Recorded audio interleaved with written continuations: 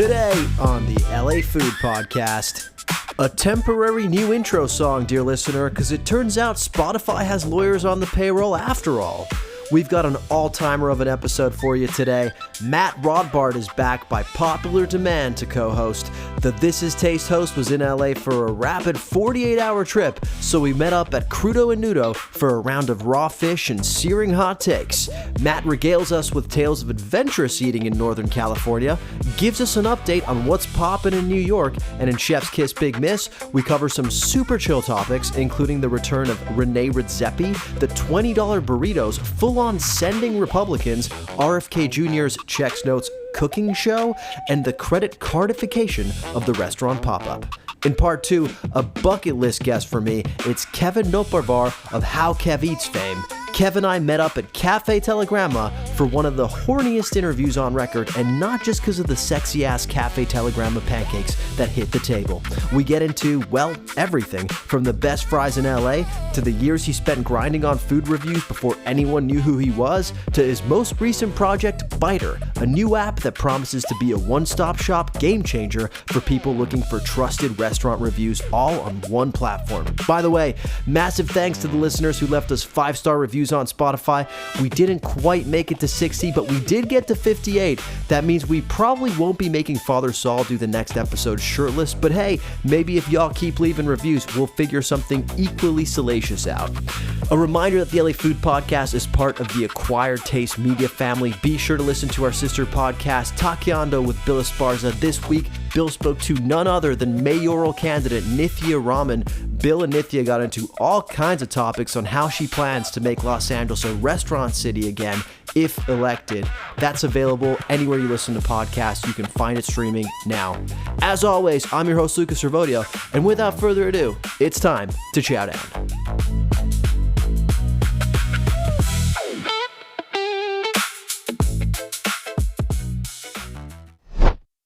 Dear listener, big announcement. Bill Esparza of the Acquired Taste media family is teaming up with Level 8 in downtown LA on something he's wanted to do for years.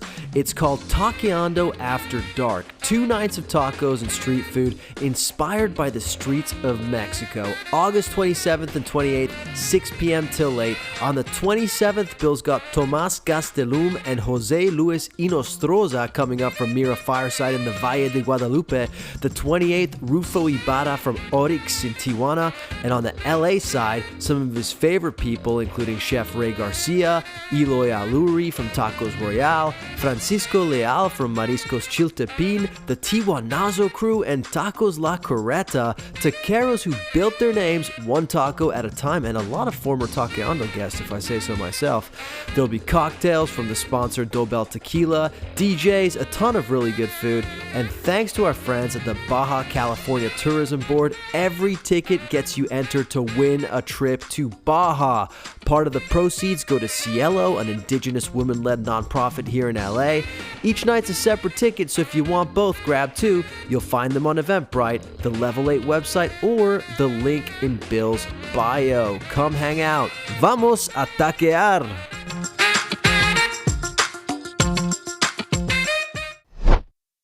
Dear listener, welcoming back to the LA Food Podcast, none other than one of our most popular guest co-hosts of all time. I swear to God, it's the founder, host of the This Is Taste podcast and of Taste and of also Food Time with Matt Rodbard. Yeah. It's Matt Rodbard. Luca, honor to be back, my man.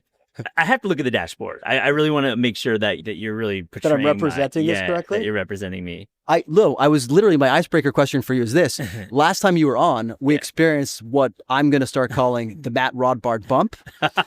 But I wanted to know if there was such a thing as a Matt Rodbard bump at a party. Would it be a caviar bump? Would it be a Dijon mustard bump? What would it be? I mean, I'm thinking some kind of like gochujang. Yeah. Ooh, yeah. We're definitely gochujang. Yeah. For me, if there was a Servodio bump, it would be Calabrian chili. Okay, I like that. Oh man, do you like Tudo? No, what's that? Tudo Calabria? That brand?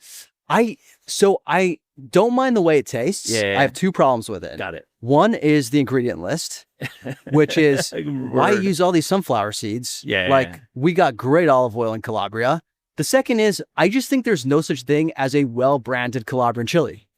Yo, I mean, get into that CPG game, my friend. I literally, Yeah. we're on it. We're on it. Have you been to Calabria? I just went in May. Oh, you went in May? Yeah, to visit Calabrian chili producers. That's really cool. So Yeah. you are working at CPG for launch. Yeah, we're working on I something. like it. I heard we do these culinary tours in Italy, and we were like driving through. I think we were in Emilia Romagna, and the guide is from Florence. She's very snobby from the north. Yeah. And I was like, I would like to go to Calabria one day, and she like pauses and is like, it's dangerous in Calabria. That is pretty typical of a northerner to say. Exactly, but it made me want to go more. No, absolutely. I wouldn't say it's dangerous. I will say we drove from Rome down to Calabria, Yeah. and the shift in socioeconomics is noticeable as you go down. Yeah. But honestly, like we were in Rome for 1 week before we headed down to Calabria. My wife instantly liked Calabria better than Rome. Oh yeah. Yeah. I mean the beaches there I heard are like splendid. Like they're really like we're doing like a travel show right now. We are. This is Travel. actually sponsored by the Calabrian Tourism Oh, Board. let's go. You and I take Hey, the road. I'm waiting for this invitation because one of my favorite episodes you've done recently is when you got to go to Spain with Fishwives. Yeah, that was That cool. was crazy. Yeah, it was great. Went with Becca Milstein, the founder of Fishwife, and we went with some Whole Foods buyers, and yeah, it was great. Like we were on some boats and bringing the gear out. Yeah, buddy, let's do it. We can make this happen. Down. Well, Yeah. you're here in California. Yeah. We're seated on Main Street, literally at Crudo and Nudo. Yeah. Probably one of the restaurants that has survived the ups and downs of Main Street since COVID. And you've never been here before, right? I've never been here. I know this stretch well. I was at Michael's, I think last time I was here, like around the corner, but I don't really make it to Santa Monica that much. Yeah. Oh, and we have some food hitting the table. I like this. This is going to be the halibut from the Channel Islands, sitting in a seasoned dashi, some olive oil, toasted sesame and scallion, and then the bluefin tuna from Baja in a seasoned tomato sauce with colatura, Beautiful. Pedro Jimenez vinegar, and some basil on top. Thank you so much. This looks really good. Thank you. I appreciate that. 1 second.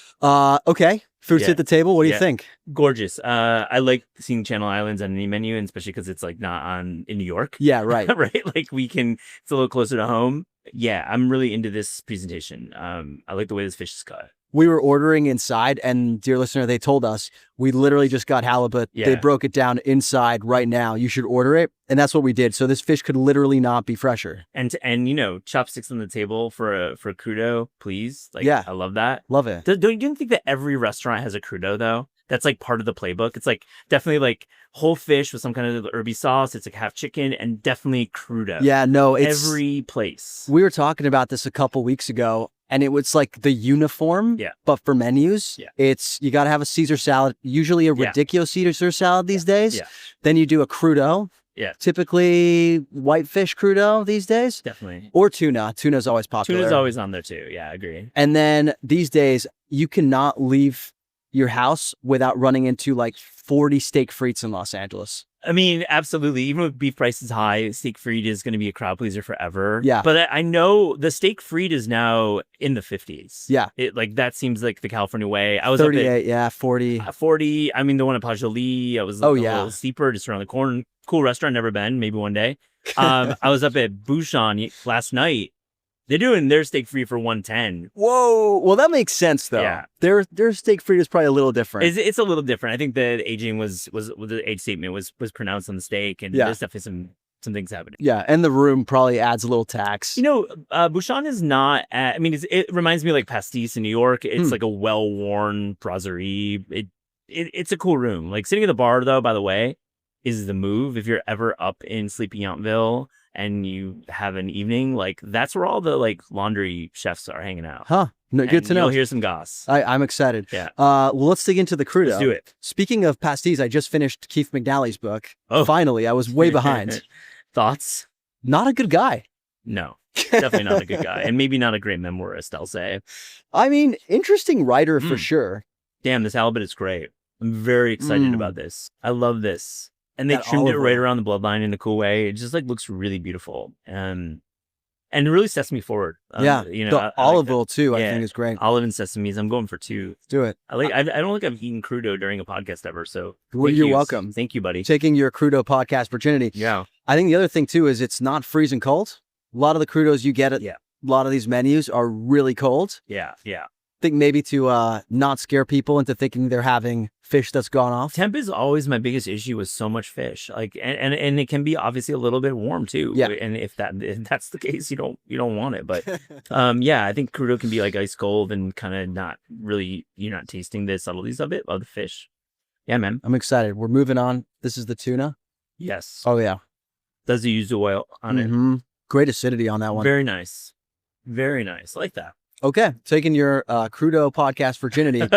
Matt, what brought you to California, and what have you eaten so far in the Golden State? Yeah, I mean, I'm here doing some work for our podcast. We'll be back in September to record with a bunch of chefs up in the Bay Area and wine country. So listen, I've had a great time in San Francisco. It's not my favorite city at all. I have some great friends there, but we're not an LA podcast that hates San Francisco, just so you know. Like, it's easy to bag on SF. I typically am hanging out in the East Bay mostly, but I was in SF proper. And, listen, I really like my friend Dookie Hong's restaurant, Son, because I'd never been there. And it is a all-day cafe. Korean. You've never been? No, because he opened a year ago and I hadn't been up to the Bay in over a year. So Makes it's sense. Very new. But I'm assuming you caught the invite to the friends and family, you just couldn't go. I just couldn't make it. Dookie and Janet Lee, his partner there, that invited me out. It's really good. It's an all-day cafe. They're doing all sorts of like Korean, I would say like bistro classics. I'd call it that, meaning that it's not like at a mom and pop. It's like presented in a way that feels very modern. So like bibimbap, which is like a cold buckwheat noodle with gochujang and a nice broth. They're also doing popcorn chicken with rice cakes, crispy with a little bit of dusting of fun MSG based things. And then on the cafe menu, like they're doing this banana oat milk menu. Wow. So there's like 4 banana oat milk variations there. And I love the one with coffee. They also do with matcha. And Dookie and I wrote 2 books together and went to Korea a bunch of times. And we would always go to the AM/PM and grab banana milk. What is that just what it sounds like? Exactly. So it's like it's like milk that with like a very, I would say, hyperbolic banana flavor. Yeah. It's really, really good. It reminds me of some protein shakes I've had in the past, but it's not that bad. It's like definitely feels like a little synthetic, but they've balanced it. I'm talking about the product in Korea. Their version of it has been really different. It's very different, and I love it. Like it's very fits perfectly with the coffee. Where in the city is it? Dog Patch. Oh, so right by the Chase cool. Center. It's a cool neighborhood. So I was there. Where else was I? I mean, I went to Charter Oak. What's that? So Charter Oak is in St. Helena. Oh yeah. Charter Oak is from Chris Koslow, and it's like I had this cold bucatini. I'm still like kind of blown away that it came kind of like Korean, like a naengmyeon, and it was a squash broth with like these really taut dente noodles. Really beautiful summer dish. I saw you post about this. So good. And they did like a baby back ribs, and like we were just there like for happy hour basically. Yeah. And I think Charter Oak is like long known as like a great place, obviously for wine by the glass in St. Helena, but also like a rotating happy hour. This burger, I think it's like a $14 burger at that happy hours. That's killer. Not bad. How does it compare to some of these viral burgers that are popping up in New York menus? I mean, it's a healthy burger. I'd say it's a healthy burger. But so those are like my California. I have more, but we'll get to some more. Yeah. How about you? Are we gonna get to more? I mean, we could talk about more restaurants. Okay. I have I'm ready to talk all about restaurants. A litany of them. I got some New York spots too. I'd love to hear about what's popping off in New York, because I just saw today that the New York Times dropped a review of not Ha Snack Bar, but Bistro Ha. Bistro Ha, that just opened, and it was a little bit of a lukewarm review. I think, getting 2 stars, 1 star, correct? Yeah, 1 star. 1 star. That lukewarm, actually, I should say, that's a bad review. Yeah, I think for them, they were, we got more. I got more crudos here for you. This is going to be the ceremony grade rockfish from the Channel Islands. Wow. A little mandarin scented olive oil, shiro shoyu, batarga or faviva, and some chive. Cool. And then the kampachi from Baja with yuzu, calamansi, escalade, and pickled onions. Stunning. And would you like to introduce yourself to our listeners? I'm one of the sous chefs here at Crudo Unido. My name's Christian, and Christian, thanks for everything, buddy. man. You're crushing That's it. great. Appreciate y'all. Enjoy. Yeah, thanks, man. I am stoked. Yeah, these All are right. really good, man. Yeah, crudo and podcasting is not a bad combo, it turns out. It could be an experience. you sell tickets to it. Crudo and podcast. Well, You get to be on the show. funny part is last time you co-hosted, we ate Yeah. pizza. So this is quite a I don't know. high-low you really thing. like classed up the joint for me, man. I have. Our This is lunch has great. got better. Since then, This is delicious. Wow. I love Urfa Beaver on lots of things, and I think it's one of my favorite pepper flakes, and it's really sweet. underutilized. Yeah, I agree. It looks a little crazy if you aren't ready for it. It's pretty dark. It looks almost, it's brown basically. Yeah. So it can be a little bit, I would say, jarring, but it works so well with popcorn, and apparently now crudo. I'm excited for you to try this one. It's giving. I'm going to tell you what it's giving as soon as you try it. And I want you to tell me why that's happening in my mouth. I want to know. I'm going to try it. It's giving, and I mean this is a compliment, Pop Rocks. Yeah. Chewing sounds. Apologize, audience. Really, really cool. Well, that's good. ASMR is good for the podcast. Yeah, really nice stuff here, guys. So 1 star, Bistro Ha. What do you think? Just too early in the journey or what? No, it's been around for a while, and the review I think was intentional. Like Bistro Ha has been around for a while in terms of the review cycle, and it's probably disappointing for the operators there. They've not been on the podcast. I don't know them personally. Liza does, my co-host. I would imagine it would only inspire them to make some tweaks. Yeah. It's a beloved group, and I've heard great things about Bistro Ha. I've not been. Have you been to Ha Snack Bar? Yes, I've been to Ha Snack Bar, but I've never been to Bistro Ha. Yeah. I'm going to New York in November, and I know you are. yeah, that We're gonna hang. Oh yeah, we talked about this. Yeah. And I can't wait. Well, I want to take you to F&F Pizza. Ooh, That was another place that was on my. I recently revisited there, and I used to go a lot. But it's the pizzeria from the Franks. okay. Is that your number one? It's definitely such a thing can exist? top 3 for Wow. me. Yeah, it's definitely my top 3, and I like it a lot. And I think you'll appreciate the clam pie. I think they do a version of the clam pie that isn't like a salt bomb. It's like a little more nuanced. I would say their Sicilian is really great. And it starts with the bread. Obviously, you're like, what, 95? No, what are you, like 65 into 100 right now? 60. I just guessed. So Yeah, I'm that's doing good. the calendar. You're doing great. So 60 to 100, I don't need to mansplain that, what pizza is to you. But honestly, their bread program is cool. Like Chad Robertson helped them develop the Oh, cool. dough, and they've just been operating at a really high level for a long time, and it's a cool part of Brooklyn and Carroll Gardens. It's Right been on now. my social media awareness feed Yeah. for a long time. I've just never made it out there. So I'd love Okay, that. so for your listeners, can we make a pact to, if schedules work? Wow. You're like having me swear an oath on the podcast? Yeah, like let's set the record. Okay. If the schedules can work, can we do a pizza crawl? And would you come on our show?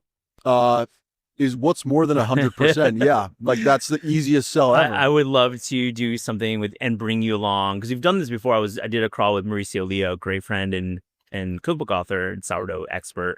So we went to like 7. Yeah. So I'm thinking we need to go to 8. Easy. I think we need to Easy. go 8.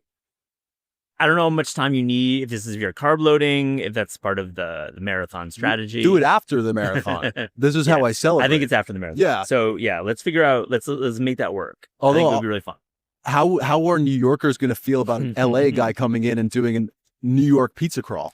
I mean, New Yorkers won the NBA title, so they're they could give a shit about LA anymore. They're on the top of the world right now. So I think it would be cool. Like, I think you have good instincts, obviously, for pizza, and I mean, I want to take you. I want you to bag in some stuff too. Honestly, I want you to be honest. I have great love. I will say I did my own mini pizza crawl a couple years ago in New York. I hit Lucia. I went to John's of Bleecker Street. Okay. I did Scars. I did Lindustry, and I did one of the square ones. Who's you had her on your podcast? Grace? No. Emma? Oh, Emmy Squared. Yes. Yeah. But their other spot. Yeah, Emily. Emily. Emily loves pizza. Yeah, I went there. So those were Yeah. my 5 spots that I tried. That's cool. Like on our crawl last fall, we went to 3 of those places. So Okay. Lucia, Scars, and I feel like we went to one of the other ones you mentioned. But Yeah. I think we can find many more slices. I'm 100% sure we Yeah, can. And the answer is yes. Let's It's do your it. listener. You heard it right It'll here. be great. It'll be great. I actually went a couple weeks ago to Santa Barbara. Which is Okay. one of my favorite places. Yeah. Have you spent much time there? I was there a couple years ago for an overnight. I haven't spent a ton of time there. Okay. Tell me about it. I've heard it's kind of a food desert. Whoa. Actually, for how unpopulated it is as a city, Yeah. per capita, Yeah. I think it's one of the most exciting destinations in California for food right now. Sick. I'm Tell putting- me why, because like I know that there is some fine dining up there. Yeah. Obviously. So first of all the produce we get down here in California, in Los Angeles, mostly comes from farms up there in Oxnard, like closer to Santa Barbara. Yeah. So they have access to stuff that, yes, we have access to as well down here, but it's even fresher up there. The problem has been, I don't think restaurants in Santa Barbara were really using it up to a few years ago. Okay. And also they weren't really tapping into the local seafood resources, which are incredible up there too. But there are a few restaurants now that are doing it and are doing it really well. I've spoken a lot about Dom's Taverna, which is great restaurant up there. Highly recommend. Most recent trip, I went to a spot called Monte's, Monte. It's like this, it feels like Korean Hillstone. And it is in Montecito, the ritziest possible place it could be in. It was a restaurant not too long ago called Bar Lou. Okay. By a restaurant group that owns a place called Little Dom's here in Los Angeles.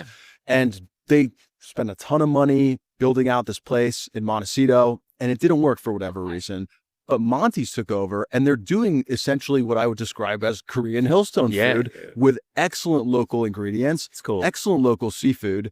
Talk about crudos. I had one of the more exciting crudos I've had in a long time there. It had some Korean influences for sure. Great Korean grilled cabbage. Grilled cabbage, if you have it on your menu, I'm like guaranteed to love your restaurant. Do you remember the Caraflex boom from 3 years ago? Like No. so much Caraflex cabbage, you could find it everywhere. Yeah. Really? Yeah, Well, these people might be late to the game, but then again, so am I. Yeah, no, good. Great restaurant. And I don't know, I just really enjoyed the entire space, the entire experience. And just another example that I think Santa Barbara is on the come up.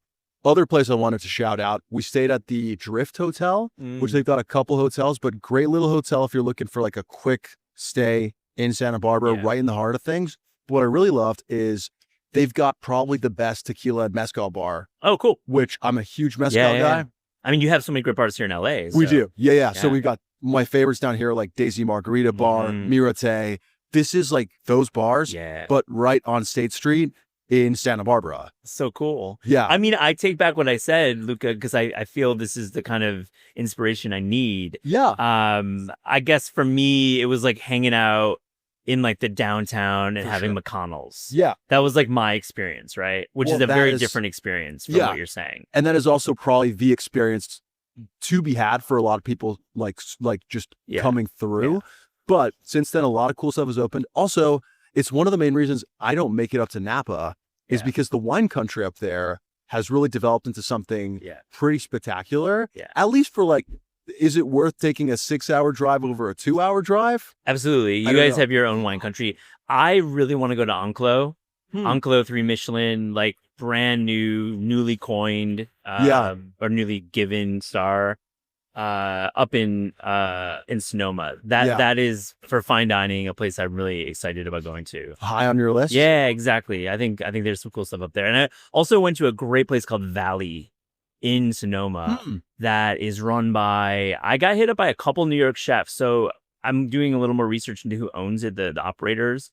They have ties in New York in a cool way. Not to say that's required, but I just felt the energy there was extremely service minded, and the menu development was, I say this with respect, it felt New York because it was like a well considered menu development and didn't feel like it was in a resort town. It felt very cool. They had a fried green tomato sandwich that had both pickled and fried tomatoes on brioche. Delightful. Yeah.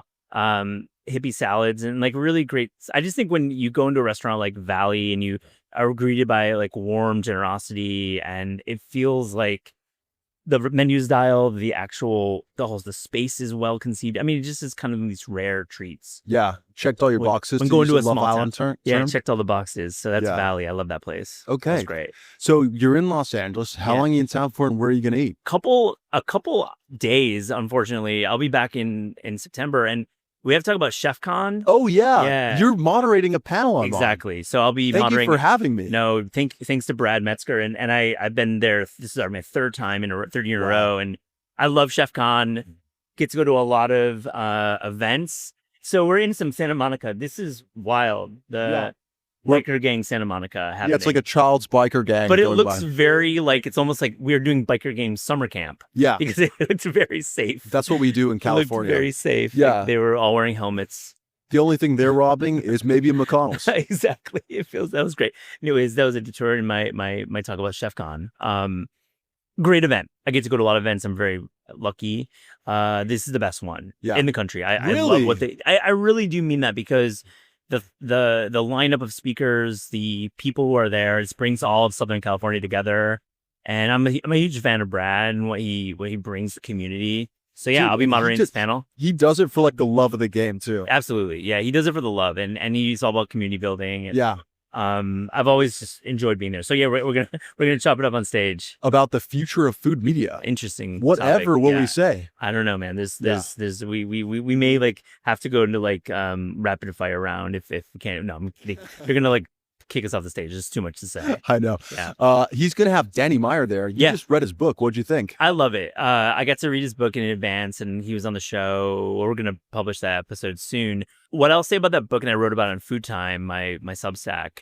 Which you should all subscribe to. Yeah, it's a cool thing I get to do. I get to just like write about what I want, and it's not always food. It's just kind of my place to go back to like 2005 and like blog a little bit. Nice. I love the book a lot. I think he is admitting a lot of mistakes, which is a big like change for him, because I think Danny had setting the table, and it was truly like, this is how you run a successful operation. And I think he frames this differently. It's very much a business book for the trade, and I think fans of Will Guidara's book will enjoy this as well. Yeah. But I think he's like offering a bit of a memoir too, and talking about and Closing Tableau was a big deal, and that was his first closure ever. Wow.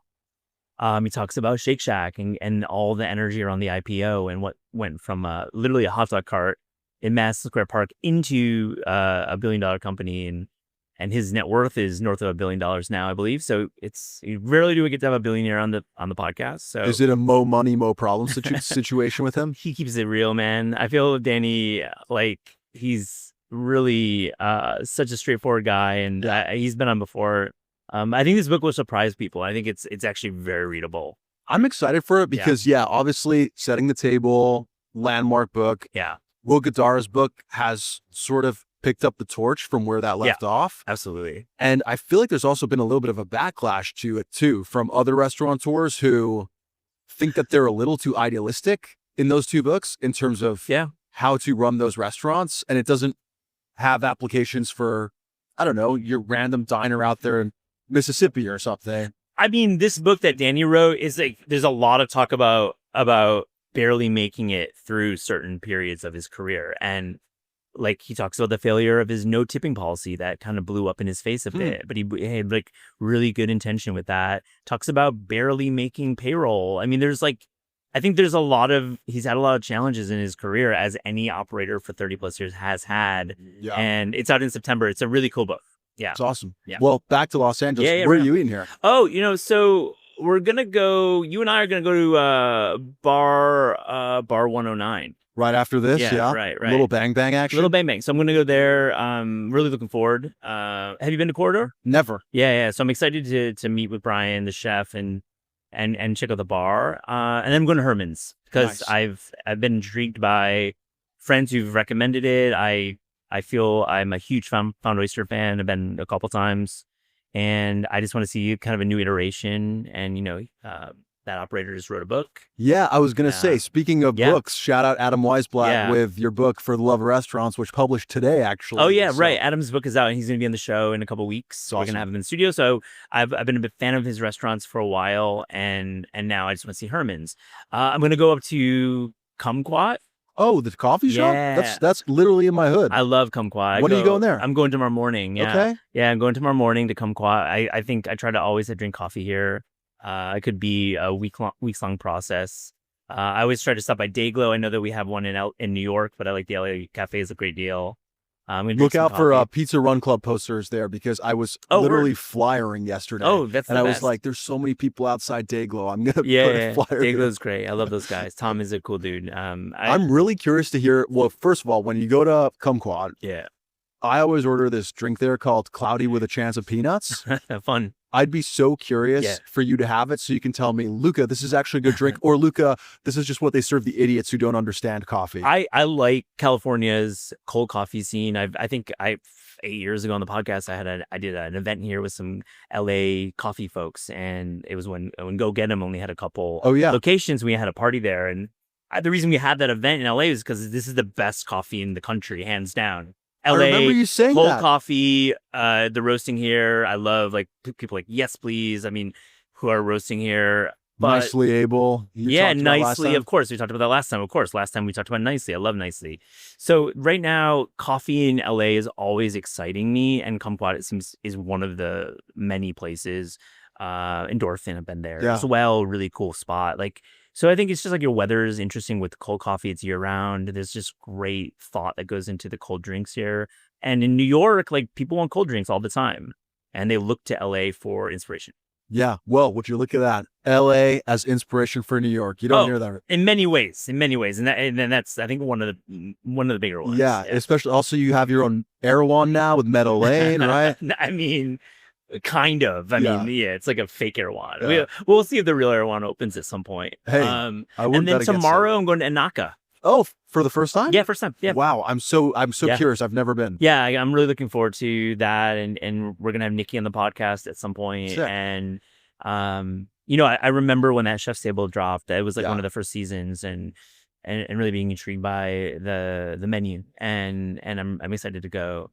I'm really curious to hear, what you think of Anaka, but mostly to hear what you think of Herman's, because it is one of those restaurants that has very much captured the imagination of Los Angeles, and everybody talks about it. Wait, this review, Luca. It is very, very good. But I love last word. Yeah, I'm reading between the lines here. Like, no. Here is what I want to know. I think, you know how they always say New York has the best restaurants, Los Angeles has the best food. This to me is a place that has really good food. I'm curious to know if it's just like a standard New York restaurant that has opened in Los Angeles. Yeah. Because it feels extremely buttoned up and cool, but I just wonder if it's going to be as flooring for someone who lives in New York, who has access to all these kinds of restaurants on a regular basis. There's a few of those in LA that feel like they're just doing fan service for New Yorkers who live out here or visit a lot. And you know who you are. I think nothing about Found says it's a New York restaurant cosplaying, so I'm just gonna look at the heritage of that restaurant group and hope that there's something special happening there. Yeah. And I don't mean to sound negative at all about it. No. I'm just people are talking. The streets are talking. There's lots of opinions about it, which I think is a sign of a good restaurant when people are actually talking about it. Yeah. And I have to say, I'm going to go up to the new Danny Boys. Oh, nice. Up in Sherman Oaks. Yeah, Sherman Oaks. Oaks. Putting some miles on this rental car. I'm going up to record another podcast actually in Burbank, so I'll be up there. But Daniel Holzman, he's got to come on the show. Oh yeah, I need him on, especially to talk pizza in Los Angeles. He's the best, and I think what he's doing at Danny Boys, I send friends there all the time, and you're the pizza guy, so you have your opinion. I know it's probably not in your top 10, but I do think it's cool pizzeria. It's a great pizzeria. Yeah, no, I really like Danny Boy's Pizzeria. I especially liked his Sicilian pie that he was doing there. Yeah. That was my favorite one I had there. Well, Matt, honestly, I could talk to you all day. Yeah, but man. We've already been going for 30 minutes, and we got a chef's kiss big miss to do. I feel like we should talk about more controversial topics than last time. A joke. I was gonna say last time, we got some comments. We did, and trust me, I actually added a surprise topic. Did you get to the agenda recently? I got to it last night. Okay, so. We're starting actually with a different topic than we originally planned. So, by the way, can I give me 30 seconds? Please. I love your podcast. Oh, come on. It's really, really cool. I don't listen to any food podcasts. Basically, I listen to the Air Jordan guys or food. Mad Food. I like what they're doing. We're gonna edit that out. No, they're doing great work too. And it just, I think this city really deserves having two great food podcasts covering what's happening in this. I just love it. And I love what you and Sal do. I mean, I'm a huge fan. Just want to say that. Thanks, man. That really means a lot coming from you. And I mean, obviously it's mutual. This is taste. If you don't listen to it, everybody, you absolutely should. Thanks, buddy. We'll link it in the show notes. Okay. The Wall Street Journal reports that Rene Redzepi of Stabbing Cooks with Forks fame is back in Noma less than 5 months after stepping down amid allegations of bullying, physical abuse, and a toxic kitchen culture. Redzepi is returning as Noma's creative director, making him a distinguished colleague of every corduroy hat-wearing 20-year-old in Northeast LA. Noma will reopen with a $700 tasting menu, no Michelin stars, and a new R&D vision involving fermentation, seaweed, insects, and something called Noma UFO, because nothing says we've reflected deeply on workplace abuse like immediately pivoting to Elon Musk but for moss. Matt, our continued fascination with Rene Redzepi's whereabouts. Is this a warranted chef's kiss driven by our sense of justice, or a get-over-it big miss, especially now that Rene is no longer in the City of Angels? I mean, listen, I think what he did was horrible. And I'm really, it's shameful. And I think that everyone should recognize that kind of behavior in kitchens is terrible. But that said, I think Rene Redzepi is very important. And I think him having a restaurant open is important to food culture and the people who've come out of those kitchens. They are the people we look to in dining, and the alumni network is strong. So I think the timing is curious that he didn't step away for longer. But can you put a timeline on any stepaways? I mean, I feel that's a challenging position for me to take. And I just think Rene, I would imagine, has learned a lot from the past year. And I'm sure he's going to be in LA anytime soon. But I think having Noma operating at full speed as a restaurant is a chef's kiss. Okay, this is a hot take, and that's why we have you on. No, I mean, listen, I hate what he did, and it's bad. I mean, but listen, I just think Noma is important. Dude, it's actually not a hot take at all. When we posted our video on the situation where we were pretty unabashedly against Noma, the comments were insane. I'm pretty sure there's some people who hate me based on just that alone. Yeah. We got more food to the table. Yeah, wonderful. Thank you so much. Appreciate that. We'll dig in. Okay. Next one. After years of Democrats trying and failing, the thing that has finally managed to divide the Republican Party was a $20 burrito. A Turning Point USA spokesman complained that a burrito shouldn't cost $20, prompting conservatives like Dan Crenshaw and Ben Shapiro to respond with the timeless economic policy of, have you tried being less of a pussy and eating ramen?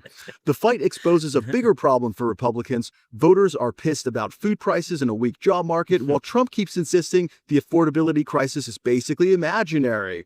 Turns out nothing captures the American economy better than conservatives debating whether young people deserve burritos, while somewhere in Miami, a 100 caviar hot dog is completely sold out. Matt, bit of a different question formulation for you, but at $20, what does a burrito have to do to earn a chef's kiss despite the price tag? I like a $20 burrito in concept, in theory. I mean, like let's talk about the flour tortilla. Like actually, we've written about this on Taste, in fact, and a great flour tortilla takes a lot of craft, takes wheat, takes heritage products, and I think start with the burrito or the tortilla, and then go from there. And I mean, listen, the price of beef, the price of all these goods is up. So $20 feels like absolutely legitimate price for a burrito. So you're basically saying it doesn't take a lot for you to be able to justify a $20 burrito? No, if you can say like this flour tortilla has origin and is of course delicious. Like listen, some flour tortillas like Caramello, that brand from Kansas, I used to order those flour tortillas, amazing. I mean, $20, bro, like that's fine. Especially in 2026, $20 is the new $5. Absolutely. And a burrito is a meal. Yeah. So think about that, like $20 for a meal. Yeah. Also, I've gotten in trouble for this before, but we do have a tendency to just look at that type of cuisine and be like, this should be cheap. Of course. I mean, Burritos Juarez in New York, like, they're smaller. I think they're maybe $12. Yeah. We have incredible, like this burrito boom happening in New York. And really, if one of those guys did a $20 burrito and there's a justification, I'm ordering it many times. I like this. I agree with this one. Okay, we differ on the first one. We differ on the first one, but we're here. We're back. Okay. Yeah. Next one. Amy McCarthy at Ravenous reporting with this one. RFK Jr. has launched a taxpayer-funded cooking show called The Real Food Show because it turns out running Health and Human Services still leaves enough free time to become the world's least soothing Ina Garten. In the first episode, Huntington Beach chef and city councilman Andrew Gruel makes salmon cakes while dutifully hitting the Maha greatest hits, seed oils, gut health, processed foods, as Kennedy mostly stands nearby looking like a man who has wandered into the wrong kitchen after burying a bear. The real problem, Ravenous argues, isn't teaching people to eat beans or cook at home, it's using perfectly reasonable advice as the tortilla around a burrito stuffed with pseudoscience, politics, and a man who has publicly bragged, "I don't have a gag reflex." That makes one of us. Matt, my question for you. Cooking shows by people who are not cooks. Chef's kiss or big miss? It's an obvious miss for many reasons, though I must address the name Gruel as a food personality is a tough hang.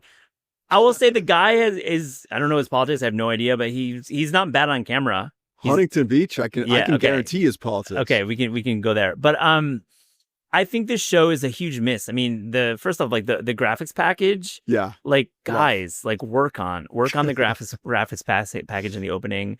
And I think like directionally, this is a good idea because I think like there should be more like good quality directionally, of course. Yes, of course. Like there should be like good food content that has like health in mind. So I think like that is directionally correct, but ultimately the execution is very poor. And from that source, I'm not sure I'm making that salmon, during my next home cooking adventure. Salmon cakes in general, how do you feel? Oh, it's usually a miss for me, though I've had them at some restaurants in like the Northeast, like in Boston.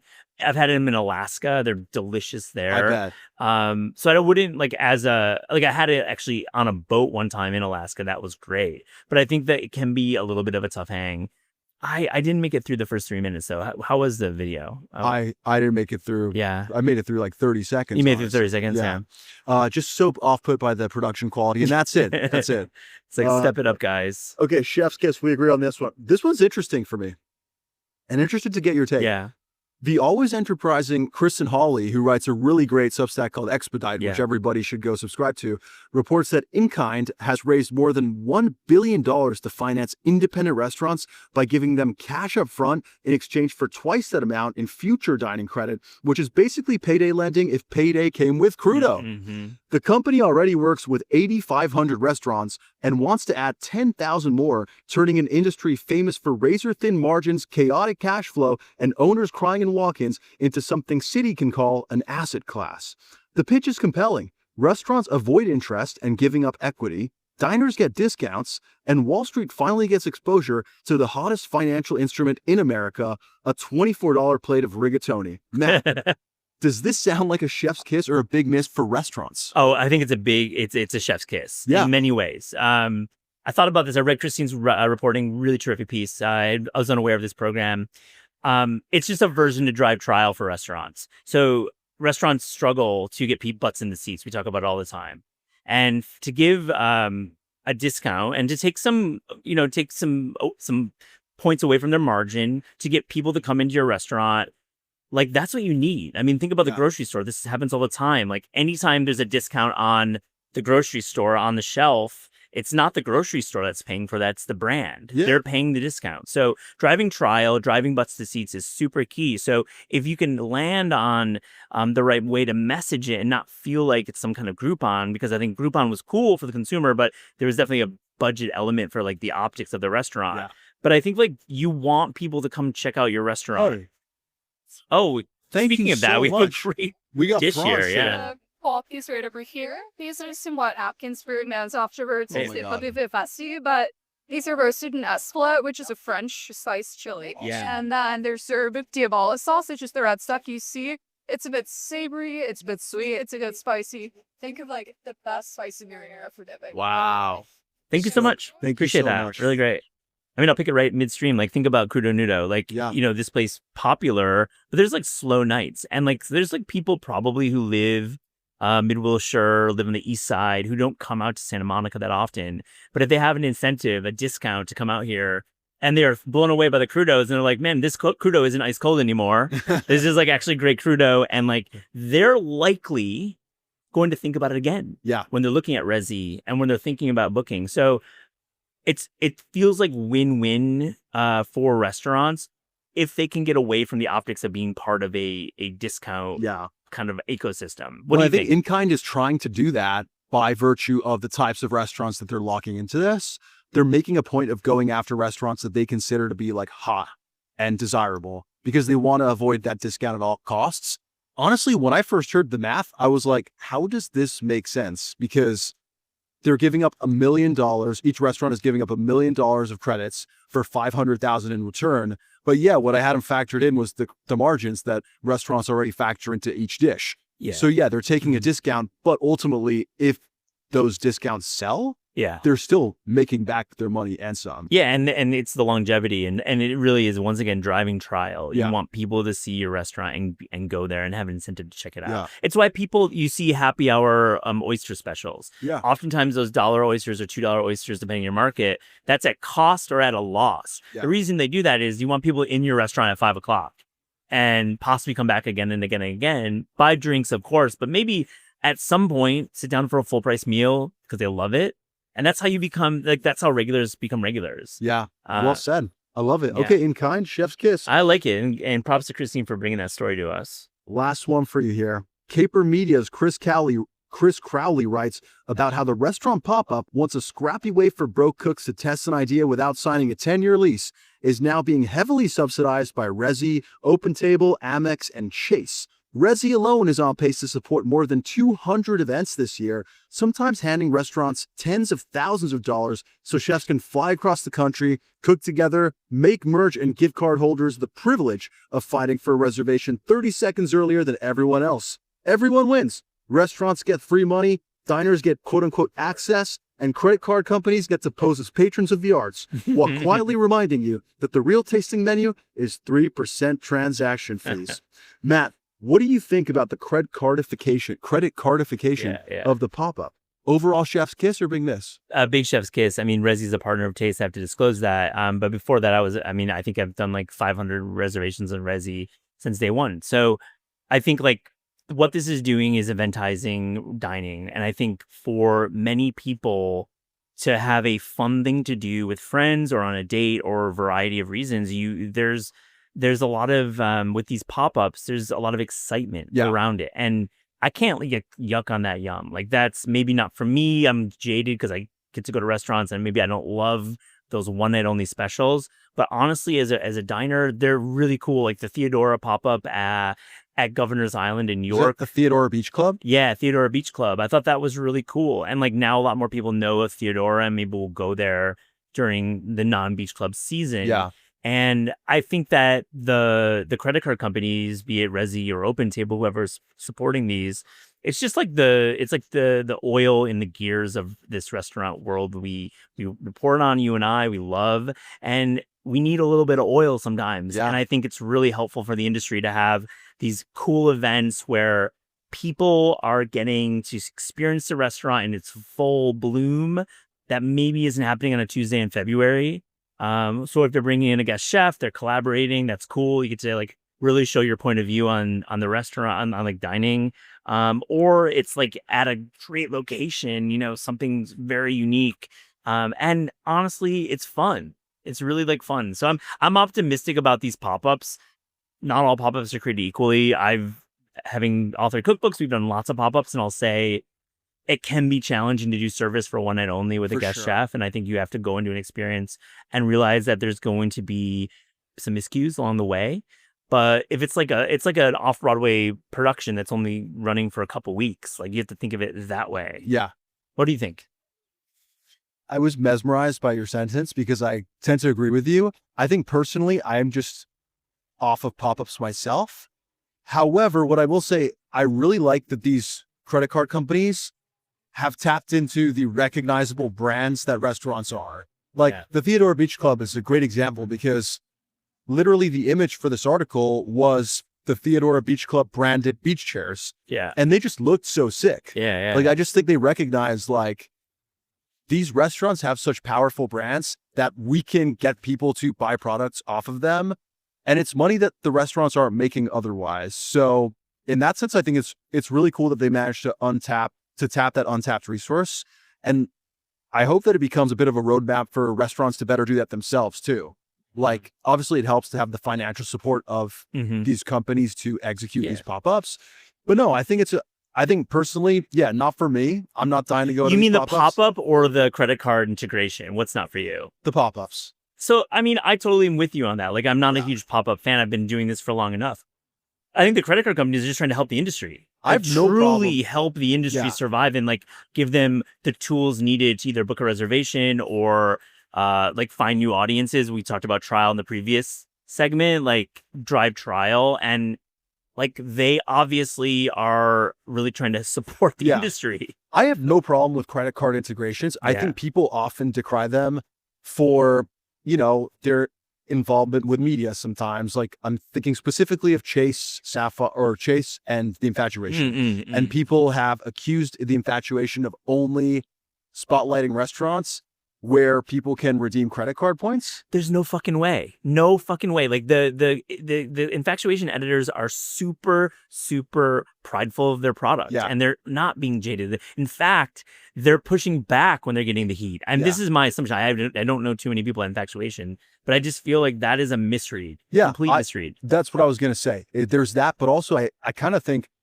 we're oftentimes complaining about there not being enough funding for food media or food stuff in general. So for us to look a gift horse in the mouth when there's not a lot of other streams out there, it's like, okay, we got to work with this and create the best product we can. And it hasn't led to a bad product. So yeah, I mean, that's always a risk when you go offline events or pop-ups is like it'll become like the Fire Fest of blank. Like we know that. But I think that's why I think the industry of the pop-up has really advanced over time, and now restaurants really know what they're getting into for the most part. And again, I think it's about the diner understanding what a pop-up is versus a seated reservation at a brick and mortar restaurant. And it's going to be a little different, and it's going to be a little like there's going to be some wild cards there.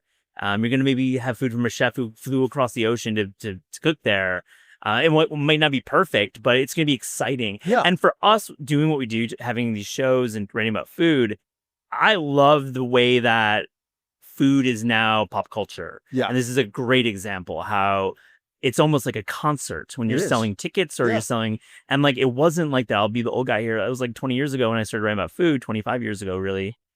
I mean, it wasn't like that. I mean, there were like private events, but there wasn't this cachet. It was like extremely not cool. I actually just had Daniel Kessler on from Interpol. We're going to run that episode soon. And we were talking. Yeah. And we were talking about the East Village in the early 2000s. And literally, like, Interpol, the band, and myself, the food writer, like, we were like just eating like literally the shittiest slices and going to shows. That's what pop culture was in early 2000s. Now, 2026, pop culture is going to a cool pop-up. And the fact that these companies are helping produce these events is really in line with the times. And I'm fucking excited about it. I love it. I love it. I love the enthusiasm. Yeah. Matt, you've been so generous with your time. Luca, man. Thank you so much for joining us. Love being on the show. You can literally come back anytime because we need that Rodbard bump, as we've established. I mean, I hope I don't let you down. I feel like, I mean, maybe some wild takes. No pressure. I mean, the Renee thing, we'll see how that plays. I mean, I'm going to like double down on it. I like think having a working in Noma is important. I mean, some people may disagree. You already know what's going to be the social media clip. Matt, thank you for joining us. We'll be back right after the break with Kevin Noparvar of How Kev Eats. Dear listener, I'm stoked. I'm seated at one of my favorite restaurants in all Los Angeles, Cafe Telegrama, with none other than Kevin Noparvar, better known as How Kev Eats on Instagram and TikTok. Kev, how you doing today, buddy? I'm good. You really phobed it up on the last name. I liked it. You know, I liked it. As a person who's like had to Americanize their last name, Servodio from Servodio, I don't know. It's not great. That is a mouthful. Yeah. I'm into mouthfuls, though. Can we just talk about one thing before we get started? Because I've just been like dying to talk about this. Please. Ronit's take on your pod last week, saying that In-N-Out fries are the best fries. Ronit, that is insane work. Wait, okay. Why do you disagree with her? Because it's cardboardy. It's not even like... This is like the new argument that everybody uses. Oh, you don't really like potato flavor, real potato flavor, blah, blah. Dude, do you know how many restaurants use real potatoes as their French fries and just fry it at 2 different temperatures and you achieve such a better product? Yeah. But it still tastes like potatoes. Yeah. They're basically just like, we're going to cook them wrong. Yeah. Here you go. Yeah, I did hear you say, though, that you smother them in animal style and they still taste fine. The animal style tastes great. Yeah. It almost masks the annoyance that lies underneath all the good stuff. That's what I do too. Do you have a thought on extra crispy versus not? I think extra crispy, this hot take. Oh, we're starting off God, already. right? Dude, we're not even a minute in. Hot take, extra crispy fries at In-N-Out make the fries 10 times worse. 10 times worse. Worse. How can you make something bad worse? It literally goes from like the degree of bad where it's like, I guess I could stomach this to inedible, completely inedible. Just because they become like brittle, burnt, bitter, all It's those almost things? like it becomes almost like a cross between what you would want out of a really crispy French fry and a corn nut Yeah. in one bite. That's- So it just breaks off like a piece of like really overly toasted bread. That's not a good thing. What is your favorite fast food French fry? I hate saying this because I don't like their burgers because I think they're extremely overrated and overhyped, but Five Guys has the best French fries. Dude, yeah, you seem to have some like low-key hatred for Five Guys burgers. I wouldn't say hatred. It's more just like, I don't like an unseasoned burger, and I don't like paying 3 times the price for the unseasoned burger. Yeah. Like, they don't even put salt on it. No. So, like, That's wild. and then people are like hoisting themselves on the internet. Yo, bro, this is way better than In-N-Out. In no world is Five Guys burger better than In-N-Out. It's just not. To me, I just don't think so. Confession, I've never had Five Guys, but living in LA and having In-N-Out so readily available, I just don't feel the need to. Yeah. I have had a lot of burgers in my day, and I know you have too. What's your favorite burger in Los Angeles? Oh man, that's so hard. If the way I do this is I divide it into 2 categories. Yeah. I go smash burger and I go thick patty burger. For a thick patty burger, Amboy's DH is top of the list, I would agree. say, for a thick one. I think the dry aged beef in there is just like gives you such a beautiful beef flavor, and it's not like my main downfall, I would say, of thick patty burgers is that the meat on the inside of the burger is typically not good. Like it just tastes like unseasoned meat. Yeah, Theirs tastes good through and through right. because of the dry age process. And it's especially impressive because of how thick the burger is. Exactly. Yeah. And it's so unbelievably juicy. Like you could just gently squeeze it and it'll be like Niagara Falls coming out. Boss. That's one of your That's favorite. a crazy one. That's a crazy one. That is a crazy one. And the second one for a thick patty burger, and it's just because it's also so unique, is Moose. Moose is great. I think Moose is overrated I don't. as far as burger goes. I hate you already. I know we're gonna disagree a Just lot. when I on this thought we were going to be friends, bro. Whatever, dude. Can I give you my argument? Yeah, tell me. So the way they make their burger at Moose is they ground up brisket, right? So it's Mm-hmm. going to be a brisket burger. The problem is I can never go to Moose and not get actual brisket. So when I'm having the burger next to the brisket, the burger always eats like a dry version of the actual brisket. So if I were to have the burger in complete isolation, sure, maybe. But because I'm there and I'm having this amazing brisket, the burger's like underwhelms me. Okay, that's fair. In terms of like juiciness and, you know, you got fat running down your face, I still think you get some of that with the burger. But I would say the ratio of everything in the burger is also what makes it beautiful. I think the bun's great. I love that they put raw onion in there. And they I like put that a too. thick piece of raw onion in Yeah. there. So it counteracts a lot of the fat that's already pre-existing in it. I'm salivating uncontrollably right now. Oh boy, we have the legendary pancakes. Oh shit. Okay, so dear listener, this is actually, thank you, Andrew. This is Kev's first time to Cafe Telegramma. God, it smells incredible. You've never. Well, so what we're gonna do is you're gonna try we've ordered 3 dishes. We're starting with the pancakes, the legendary pancakes. You mind It's if I incredible. No, do snag it. a This is flick? amazing. I'm sitting at a table and literally how Kev Eats is taking content as we're recording. It's like, being in the gym with Michael Jordan during his prime, Yeah, So- that's crazy. Big compliment. Thank you, man. Well, what we're going to do is I'm going to have you try these things, and I would like for you to score it on the spot here on the podcast. Let's do it. Okay. I would love nothing more, Pancakes, here we go. but only if you eat with me. Of course I'm going to eat with you. I haven't eaten at all today. Same. First meal. And I did legs. Are I'm you? starving. Oh my God. How do you Here. work out without food? Honestly, I had a really, really late night last night. You want to expand? No. We're going to keep that secretive, but it is, I had a lot of chips and unhealthy food very, very late. So it kind of fueled me for my workout. Is that how it works? That is. Who knows? What's up, Big Daddy? He just took a video of me, so I had to pause. He did. Okay, my dig in. So Can I just... I'm not going to say anything. I'm just going to let you go. Oh, Lord. Pancake o'clock. This has a little bit of lemon, right? And is this a blueberry compote on top? I couldn't read the menu. That is a blueberry compote.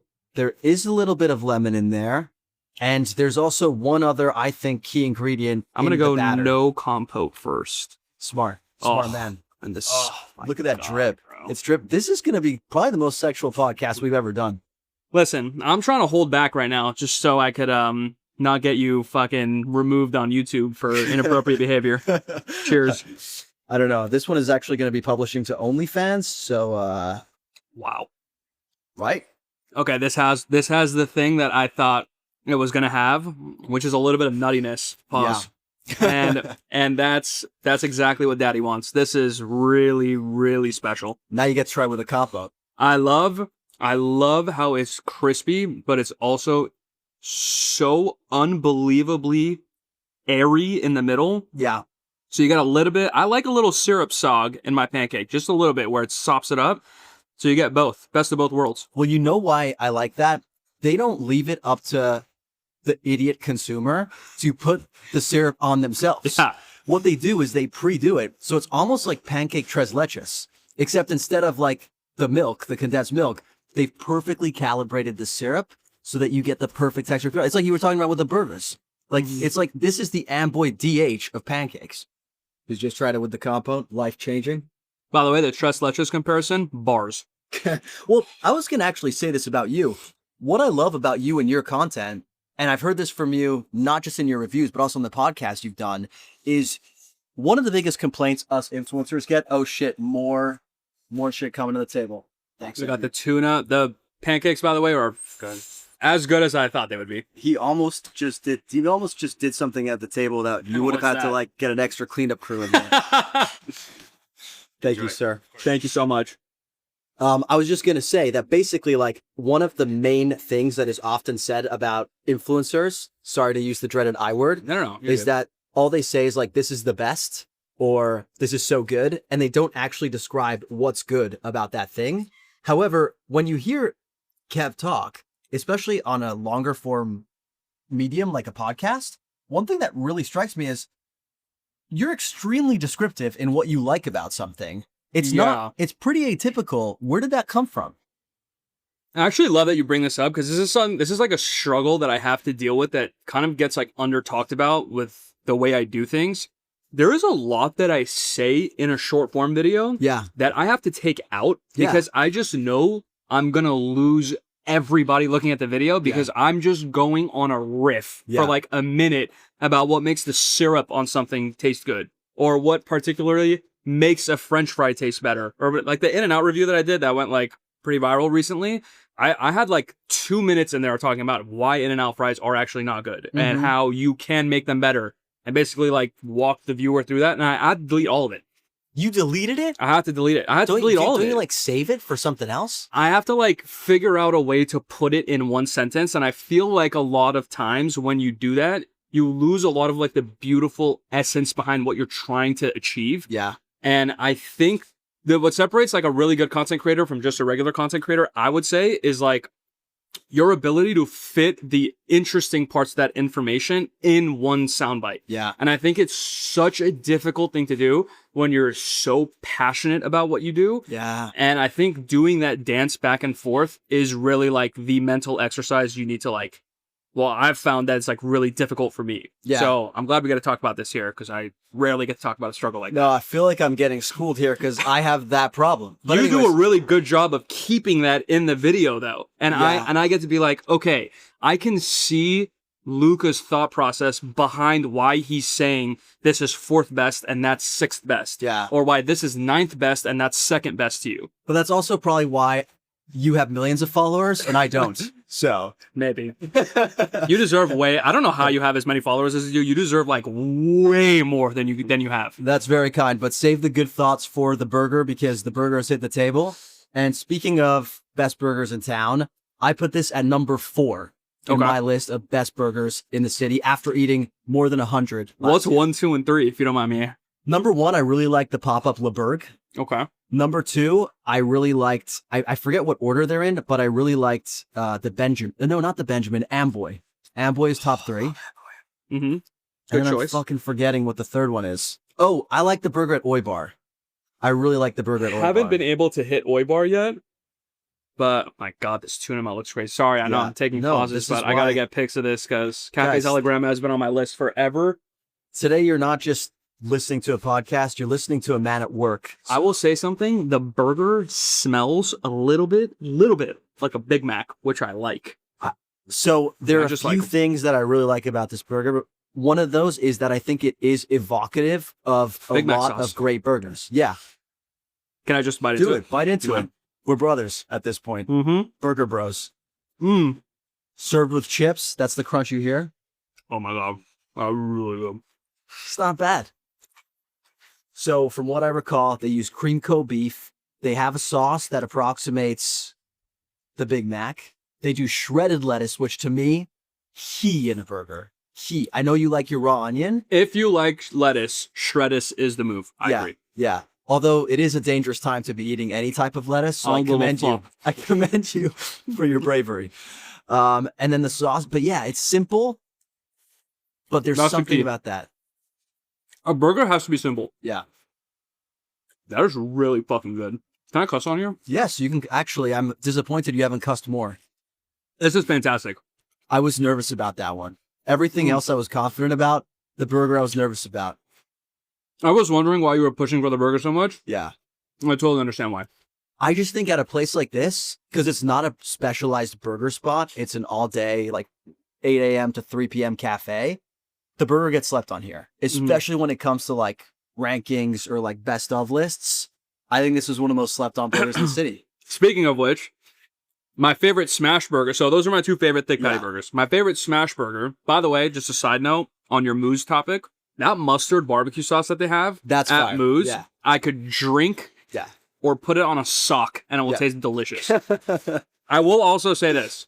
I think Easy Street still has one of the best smash burgers in LA. I know, funny enough, one of the first videos I think you ever even mentioned me in on your platform was when you went to Easy Street. Yeah, because And literally you- I'm at fucking Easy Street and I look up and there's a billboard with your name on it. There was a moment in your video where you said creamy daddy so perfectly. I was so proud, dude. Even though you gave it like an 8.8 or something, which pissed me off. Yeah. I totally understand why though. Yeah, well, creamy daddy. Yeah, well, anytime I've ever even seen the words creamy on a menu, you should know I say creamy daddy in that voice. I also say it to myself. It's honestly kind of concerning. The tuna melt low key, or the tuna sandwich does look a little apple panish, which I like. Okay, yeah, apple pan, that's everybody likes to say burgers are overrated, tuna melt underrated.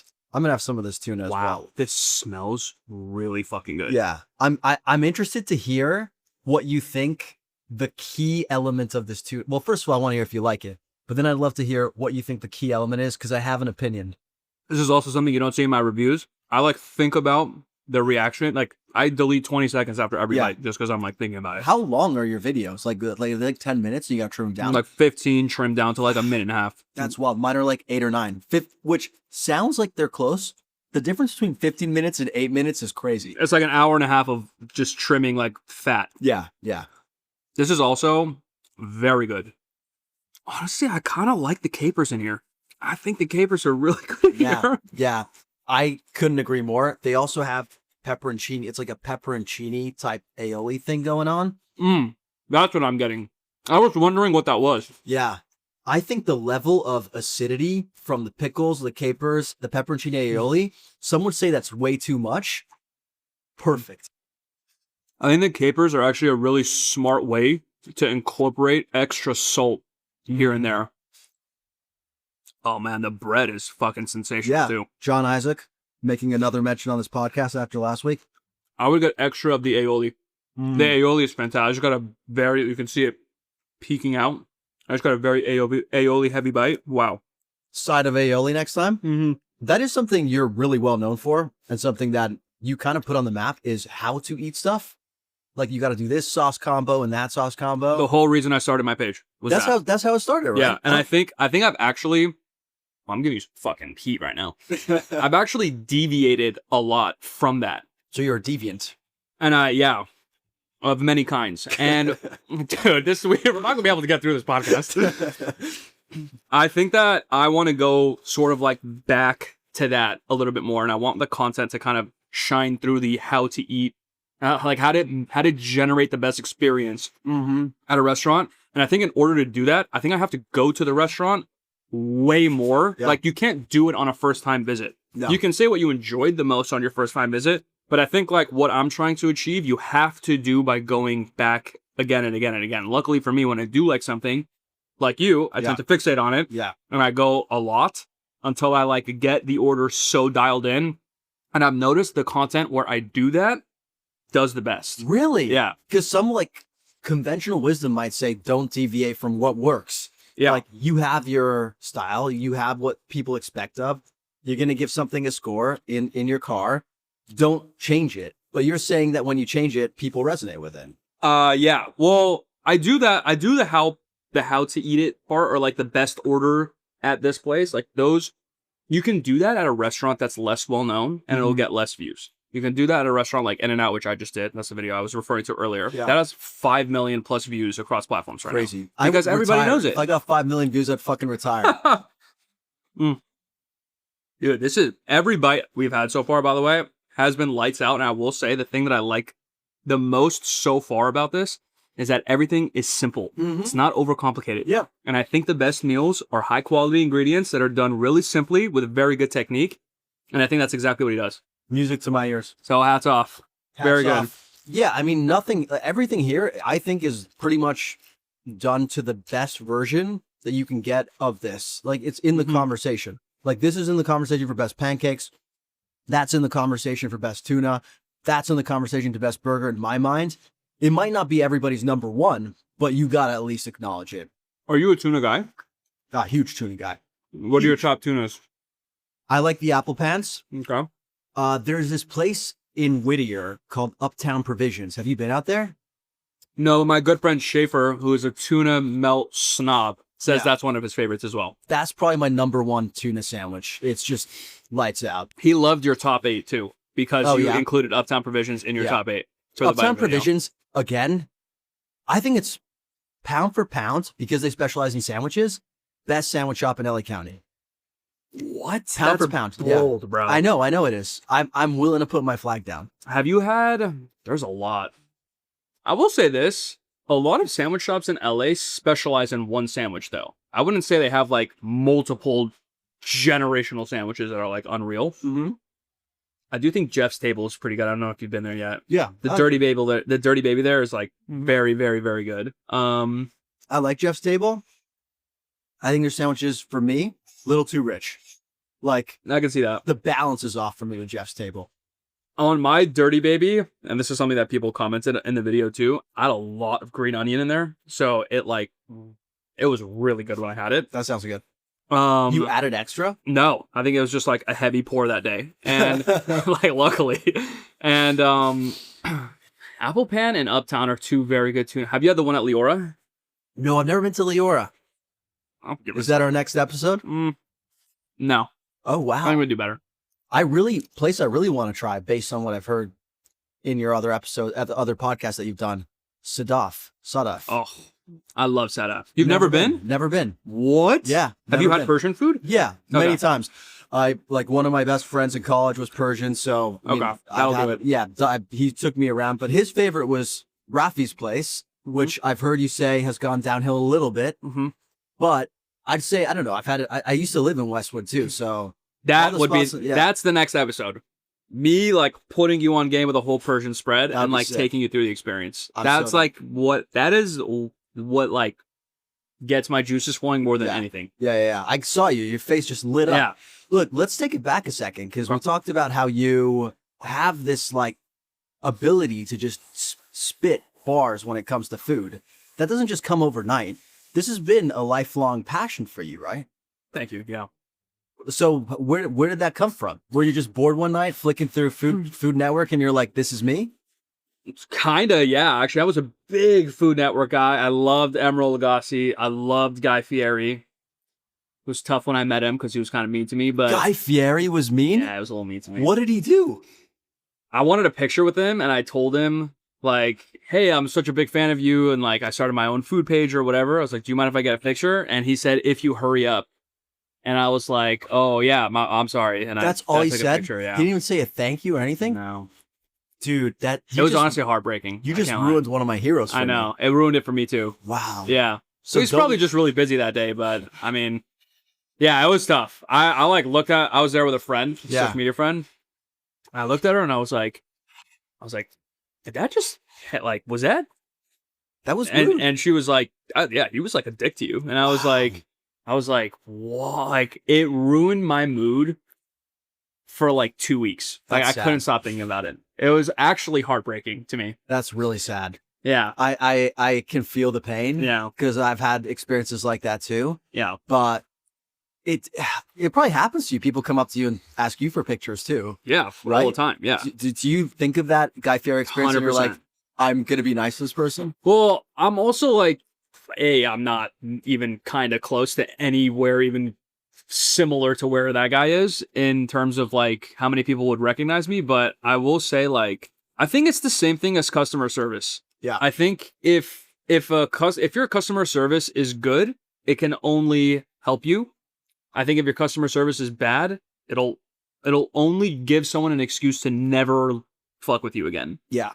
I look at like someone taking a picture with me very differently. I'm just grateful you give a shit. 100%. You know what I mean? Like I'm not even supposed to be here, bro. Like like for real. Like I'm not like it was supposed to be all quits in like 9th grade. So the fact that I'm even like walking down the street and I have a random guy coming up to me like, "Bro, I love you." Mhm. I'm like this is every single time it's like this is insane. That's amazing. Yeah. Yeah, that's cool. I feel the same. I mean, to me, it's happened way less than I'm sure it's happened to you. But every time it happens to me, I like have to pinch myself. I'm Yeah. like, this guy knows me because I go out and eat food and talk about it on the internet. It's the best thing ever. It's the best. We're literally like the luckiest people. Yeah. We got to wake up and eat great food. Sometimes not, but most of the time, great Yeah, food. yeah, like, and give our opinion about it. Well, thinking on your like journey to starting your account, by the way, Kev's done a bunch of podcasts on his like journey, so you can go listen to those and we'll link them in the show notes. But what strikes me about it is that it seems like you were always moving in the food North Star and then would kind of pull back. Like you went to culinary school. Yeah. You're like, this isn't really for me. You try real estate. That doesn't really work out. You find your way working with our buddy Lawrence Longo from Off the Menu. Mm-hmm. And then from there, finally, you take the plunge. Is that fair to say? Yeah. I had always wanted to be like in the food world, but I also am Persian, and my dad is like, yo, bro, like if you're going to do anything like this, you know, like keep in mind in the back of the head, you're going to have to make a living one day. You're going to have kids one day. Yeah. You're going to have mouths to feed. So like, you got to figure out a way to make some money doing it. So I think doing that dance of like, okay, I have this passion project, but I'm going to do real estate to make money, or I need like a stable job. I need to do Off the Menu while I like really try to get this thing off the ground. A lot of people don't know this. I had no success for 5 or 6 years. Didn't make a penny off my page. Like, Even though you were gaining followers? I was getting followers a little bit. Like for the time, yes. I had like 50K on Instagram. That's it. Yeah. And then first year of COVID, I didn't even really start TikTok. Second year of COVID, I started TikTok. Yeah.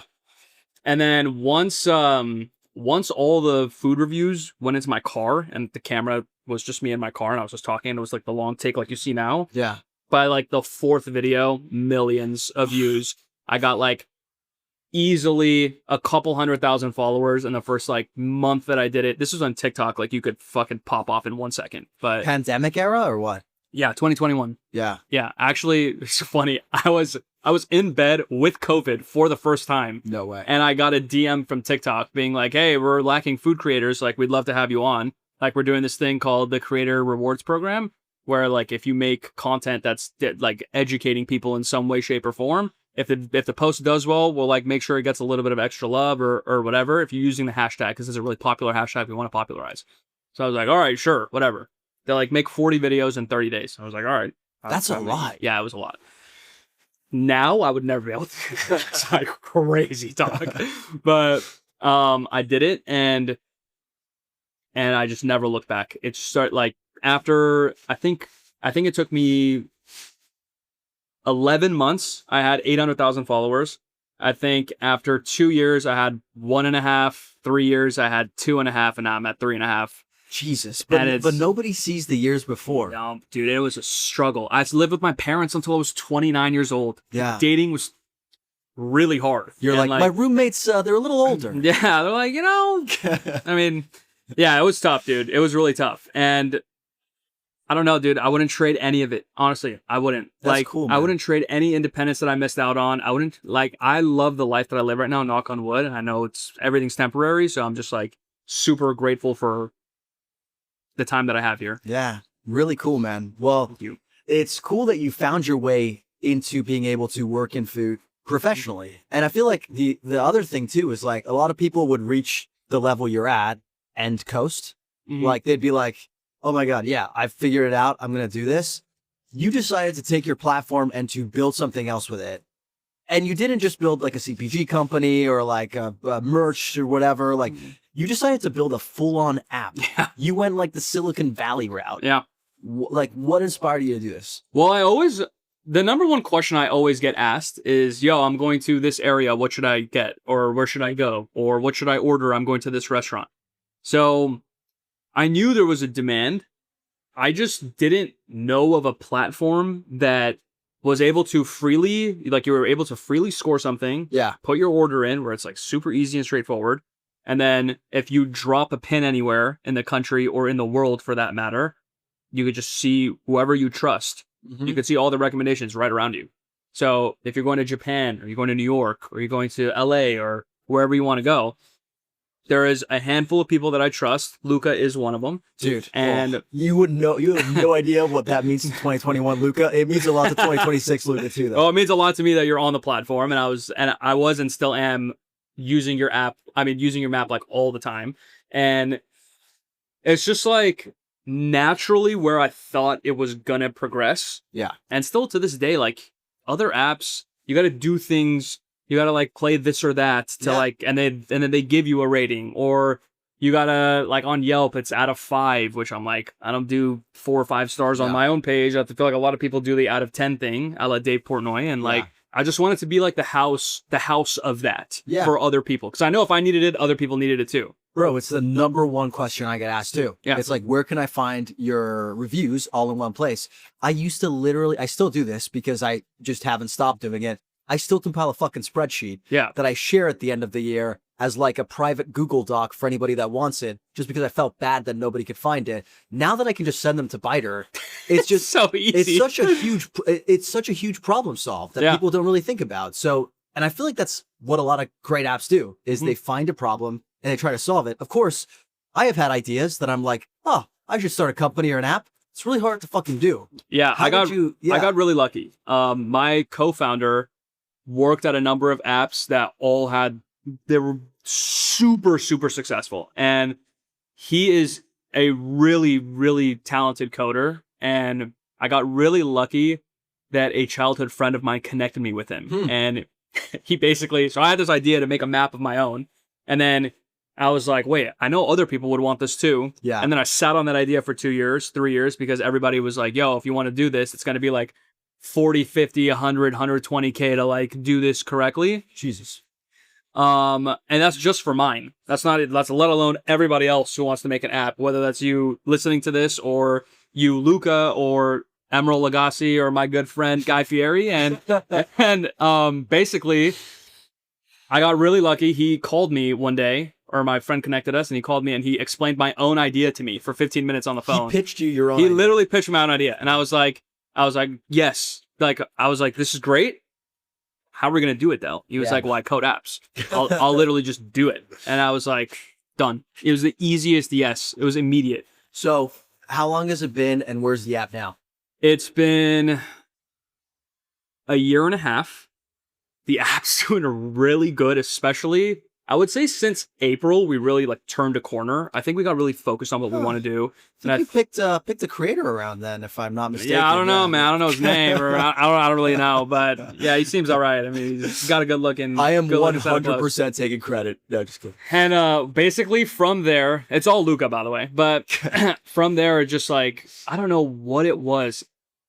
It just started doing way better, especially in LA. I think we focused a lot in LA. Smart. And I feel like the people of LA like really, really like it. And I think that now with concierge, it's gone to a whole new dimension, because if we want to be like the one-stop shop for everything food on the internet, right?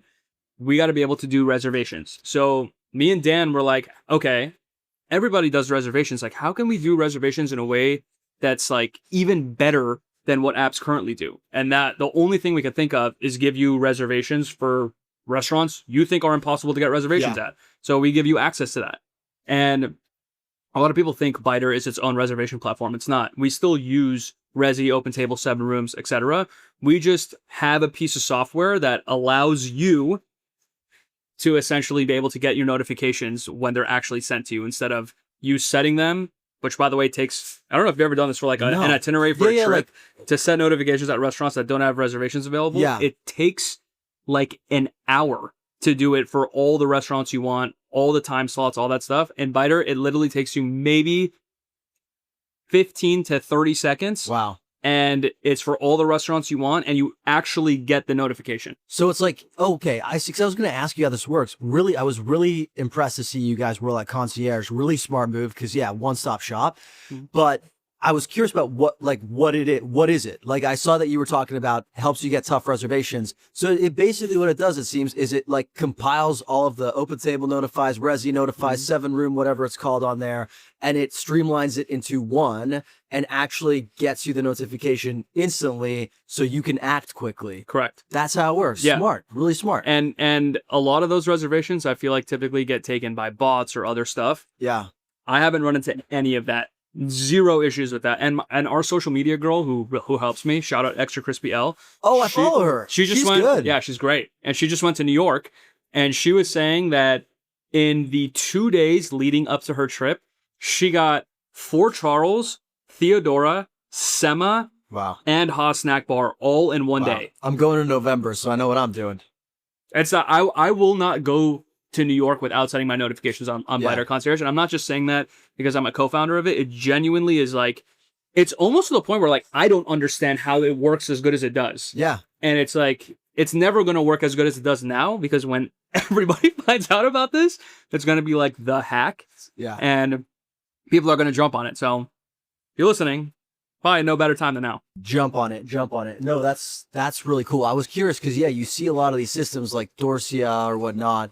And I always have like a bit of an ethical issue with those where it's like, I just don't feel good paying for a reservation that I'm already going to have to go to a restaurant for and then pay for the meal, basically. Yeah. It just feels like unfair to me or something. It's interesting. It's more of like, I would say Dorsia is more like nightclubifying like tables at a restaurant. Yeah. Which, for the restaurant, it's fantastic.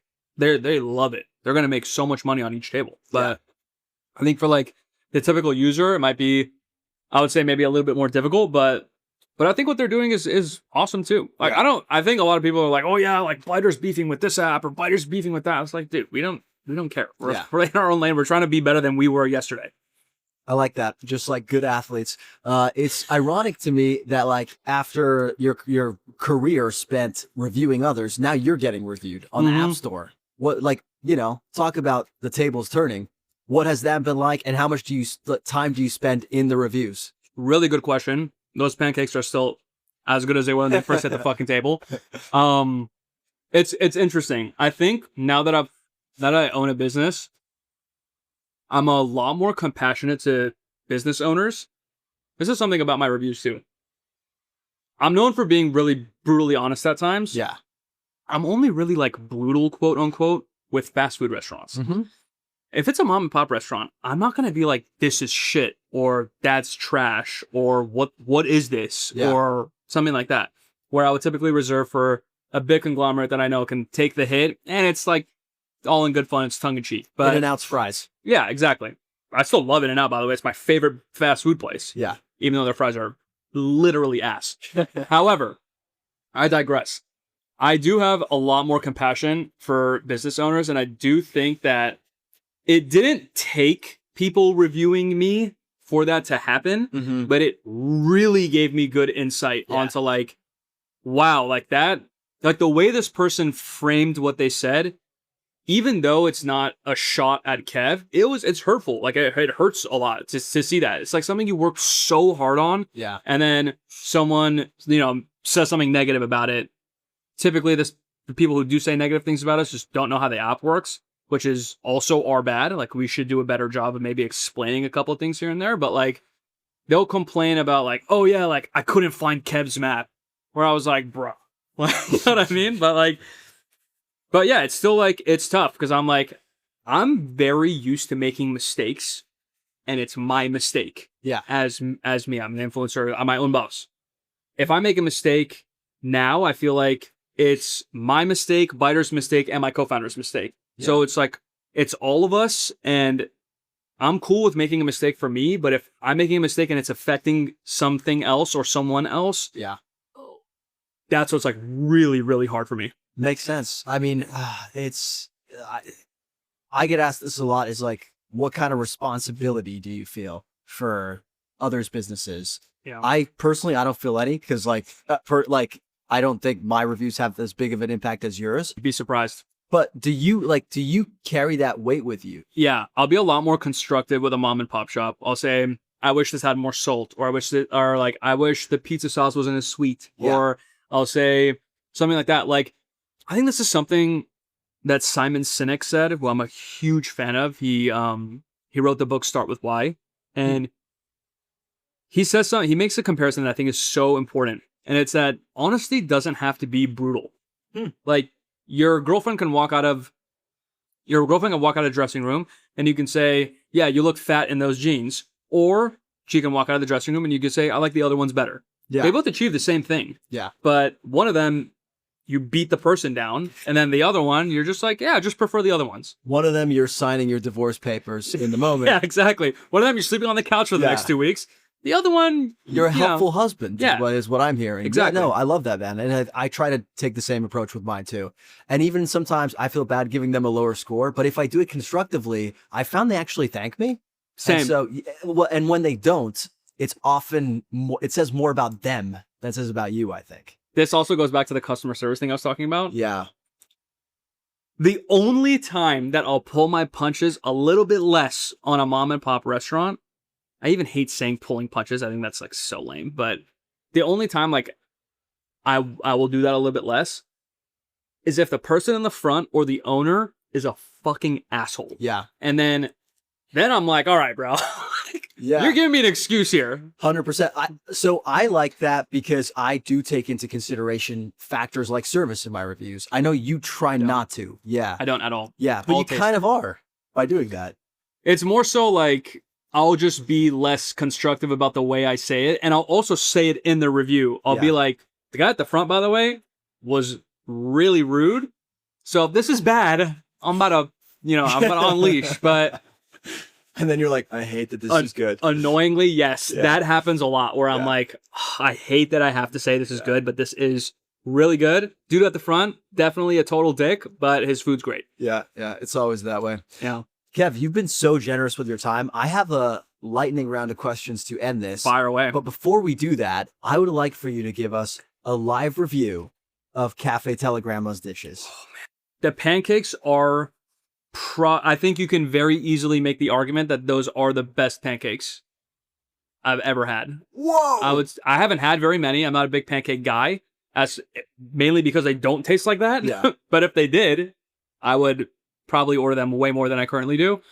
I haven't had the Golden Diner pancake in New York, which I'm dying to try, but those are definitely in LA, the ones that I've had, best pancakes I've ever had. The only other one that I'm now thinking that like maybe you can compare, and it's not even like the same product, is the griddle cakes at Salt Skewer. Those are my other favorites, but I agree with you, different category. Yeah, they're very different in flavor and in texture. Yeah. Like, so what are we thinking? The tuna's good. This is also something that people don't really understand, but like when I say something is like the best pancake, for example, I'm not a pancake guy. So the best pancakes ceiling is going to be at like an 8.4 or an 8.5 for enjoyability. I did not know that. Yeah. This is something I actually talked with Taco Fiend a lot about recently. And he was like, yeah, tacos are my favorite food. So tacos have the ceiling of a 10, Yeah. which is how they get to be a 10. Bro, that's so smart. Yeah, but he's also like, but empanadas, like I don't like as much as tacos. So like the max an empanada is going to get for me is like an 8.9, 8.8. Yeah. And it could be the best, but people are going to be like, yo, it's the best. Why are you giving it an 8.8, 8.9? It's just because the food item. It's the same thing with a peanut butter jelly sandwich. You can have the best peanut butter jelly sandwich ever, but that's going to tap out at like a 7.3 or 7.4. No, for me, every PB&J is a 10. That's just me, though. Questioning your rating scale a little bit, but I do think, again, for pancakes, they tap out at like a maybe. Those are very, very good. Yeah. Almost like paradigm shifting Like on how good. redefining the scale. Exactly. So I would go for pancakes. I would go 9.6 but like overall enjoyability, I'm going 8.6. So basically, you wouldn't drive 45 minutes, but you would drive a good distance. I wouldn't wait 45 minutes for any pancake in the world. Yeah. Just because it's not my jam. Yeah. A burger, I would. And this burger is also very good. Yeah. So the burger, burgers probably tap out at like a 9.3 as like max. Yeah. The burger here, I'd go 8.9. I think That's it's high. really good. Yeah. Really good burger. This is also so my type because it's Yeah. so simple and it's done so well. And the tuna melt. You hear that, ladies? This is his type. And the tuna melt. The amount of things we're probably going to have to redact from this. We don't redact anything. on I this love podcast. that. Tuna melt also I'm at about an 8.6 as well, 8.7. This is way better than Leora's tuna melt. Wow. Or tuna sandwich, I would say. Carla. Have you had the Carla Cafe I have. tuna shop? I have. think that sandwich is delicious. I like it. You don't seem like you're I a like big fan. I think it's just, again, maybe expectations versus reality. Okay. with That makes sense. one. I love his chopped Yeah. tuna. I'd go there. I really, really liked the peppercini aioli that he uses. Yeah. I think if I had a side of it, I'm salivating as I'm fucking doing this review, and I'm full. Overall, Cafe Telegramma, I'd probably go 8.7, which is really high, and I would come here like tomorrow to go Yeah. taste the rest of the menu, to be honest. It's a great score on the Kev scale. Great Wow. score. That was really fun for me. I was Me like too. nerding out on that, dude. See, it's a meticulous process, dear listener. So anybody who's ever criticized this, man, you can fuck right off. All right, last one. Okay, we're gonna do this lightning round for you real quick. Okay. I'm mastered in lightning rounds. Okay. Best burger in Los Angeles. We kind of covered this. Forget that one. Okay. Best pizza in Los Angeles. Apollonia's. Best tacos in Los Angeles. Street tacos or Tijuana style or birria? What is it? Up to your interpretation. Tijuana style is El Asadero Poblano, which Taco Fiend took me to, which was the best Tijuana style taco I think I've had. Tacos, Cheetos, and Brothers Cousins I love for street tacos, because I love a disco, which is that like Yeah. meat jacuzzi. The bubbling cauldron Yes. of fat. Yeah. That's like, how are you not going to love that? Yeah. And then birria, I love Birria Ed Fernandez, but that's in San Diego. That's the only thing occupying my mind in terms of birria. We can count it. It's so good, but that's my answer for Okay, that. we can count it. Best Persian dish and from where? Oh, that is so hard. My mom is Persian. Her cooking. You mean at like a restaurant? Yeah. Like your mom's not available at the like death row to cook you your last meal. Who are you ordering from? If I had to choose one dish, it would be the Sultani at Daria or Sadef, and I would replace the beef kubide skewer with a chicken kubide skewer, and I'd get it with sour cherry rice. That's what That I would is do. an elite order, I'm assuming, so we're going to have to try that sometime. Best meal in LA for under $10. Taco stand. So let's just say brothers cousins. I'd go tacos Cheetos for Okay. that under $10. I've never Easy been money. to Tacos Cheetos. Jeez. It's the one in front of Whole Foods on Lincoln. You ever been there? Dude, I don't eat tacos on the west side. Come on, bro. I live in Highland Park. I don't either, but trust me, bro, you'll be like, this is crazy. Yeah. Come with me there. Okay. Come with me there Okay. for your first time. Sounds Please, like- let me pop your cherry. Whoa, and then we'll get tacos? Yes. Okay. Best fast food menu item.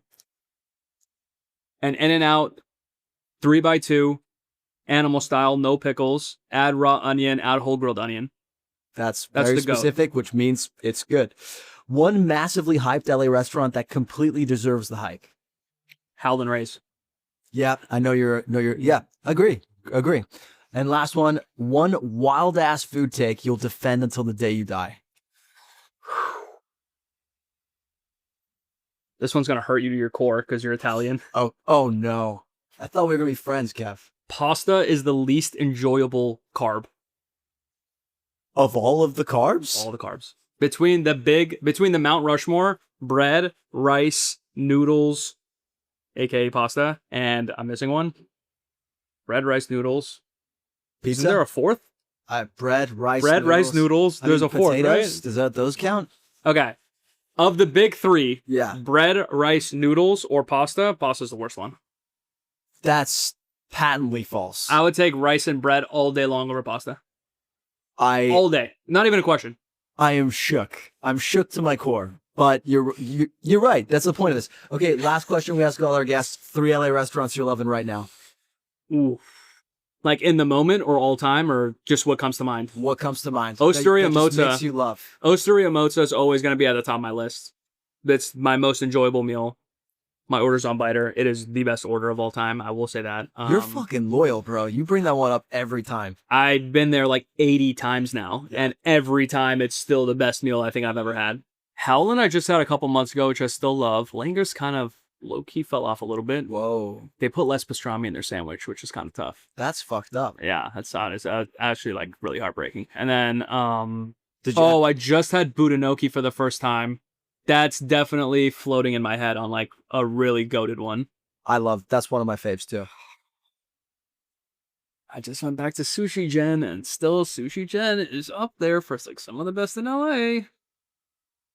I go Sushi Gen, or Gen, as people say. Budenoki, Osteria Mozza is like the 3 that are floating in my head right now. That you have love for right now. Yeah. Great answer. All very diverse. Great restaurants. Kevin, thank you so much for joining us, man. This has been That's so much fun. That's so much. I could do this literally like every other day. Please come back anytime. Done.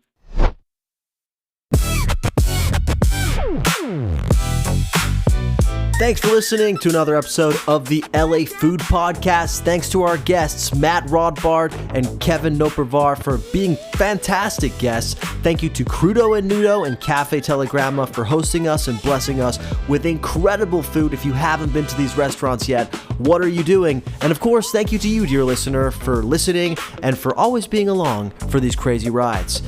If you haven't left us a rating or review on Spotify or Apple, please be sure to do so, because all of them make a huge difference boosting us up the rankings so that more people like you can find our podcast.